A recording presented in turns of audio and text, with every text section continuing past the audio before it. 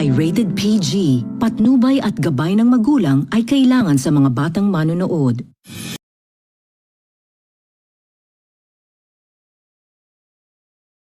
Welcome back again guys sa ating YouTube channel.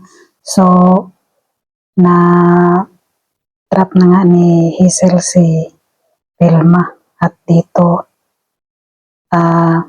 sinugatan niya ito sa kutsilyo sa may baraso.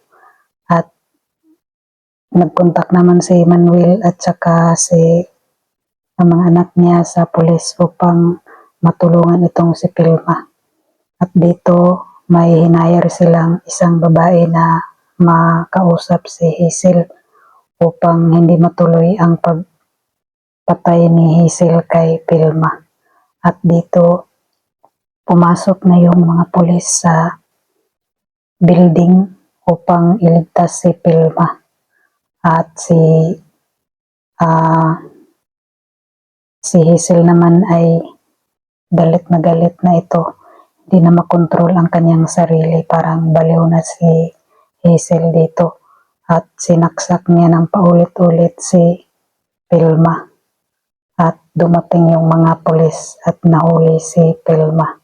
So yun lang guys ang ating teorya sa Cruz versus Cruz ngayong January 14.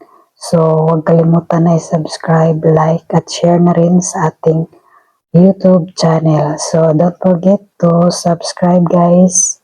So sa hindi pa nakapag-subscribe sa ating YouTube channel, so click the bell and hit the button para ma-notify kayo sa ating mga teorya, sa ating mga teleserye sa Cruz versus Cruz dahil magpinali na ito sa Saturday. So yun lang guys.